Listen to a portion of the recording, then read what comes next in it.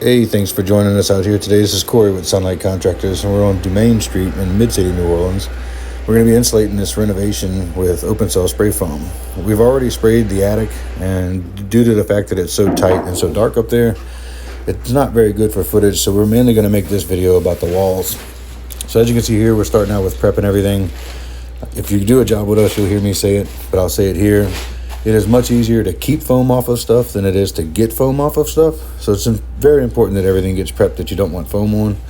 We're putting plastic on the floors here just to make our cleanup a little bit easier. We're going to be spraying the open cell in these walls all the way out of the studs and then trimming it back to the studs. So a lot of this stuff's going to hit the floor.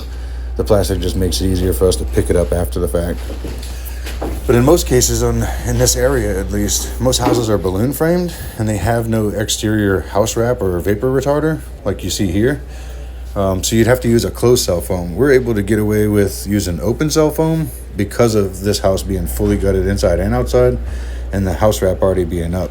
So they have a vapor barrier already that's going to prevent any moisture from getting into these wall cavities. And so we'll be able to use open cell in this scenario and be able to actually flush fill these wall cavities. As you can see, these little shiplaps have cracks that go all the way through the bottom plate.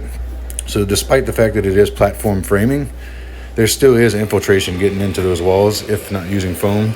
If they were using traditional insulation, they'd have to can foam those cracks. But here's an example of what a house would look like when there is no exterior house wrap. Generally, when you see those really tight siding, it's probably the only thing that is preventing any moisture from getting to the inside of those walls. So generally when a house is gutted like this in this area, you'd see the exterior siding instead of the shiplap and the tie-back wrap. And so you'd have to use closed cell in that scenario to prevent moisture infiltration. Now, when this clip first came up, you saw him spray that T-post. We call them T-posts. But anytime there's a perpendicular wall coming off an exterior wall, there's a cap 2x4, and there's a hollow cavity behind that. And when you traditionally insulate, pretty much impossible to get in there with anything, so they usually just can foam that seam and make it disappear, but it doesn't insulate it, and that will always be a heat source in that wall cavity. With spray foam, we're able to put, especially open cell spray foam, we're able to put enough chemical behind there in that void that it actually comes shooting out of every orifice in that wall cap, and then we know that that void is filled with insulation. And you can see how good open cell is at expanding. This was like a 9-inch gap, and you can see something you always hear us mention too, that when we do renovations or new constructions, we always want the soffit and fascia to be on to prevent overspray, because you can see how big these gaps are.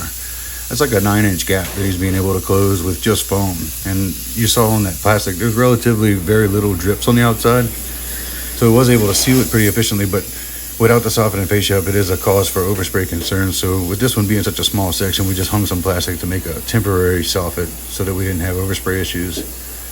So now Bruce is spraying the actual wall cavities, and he's doing a 1-in-1 thing where he's skipping each other cavity. And that's just to make it easier for the guy that's coming behind him with the sword, trimming everything up. So once again, you'll see him here. He's skipping one cavity in between, so that way that the guy coming with the sword can come through and actually have studs to sit the sword on, and then he can trim it flat. And then when he comes back to hit these in-between cavities, the adjacent cavities are already trimmed, and it makes it easy enough to where you can go ahead and trim it flush. So we'll just watch Bruce work here for a minute. You'll see him up here trimming. He'll switch back and forth between spraying and trimming rolls, just handling some of this high stuff so that his buddy that's cutting doesn't have to get up on a thing. You can see him here. He's cutting all the low stuff. Bruce is going to cut all the high stuff. It's just efficient that way. So we'll kind of just admire the foam here. You can really see how much this stuff expands. It's probably the thickness of what you would normally spray paint, and then all of a sudden it's 4.5-5 inches thick. So pretty neat stuff. You can see why it works so well, why it is able to get into, without much trying, all the little nooks and crannies and stuff. And it's really impressive. Sometimes you'll spray on something that doesn't look like it has any cracks or anything that lead to outside, and then you walk outside and look on the other side and see all the air leaks that would have been, that have now grown out little seams of foam.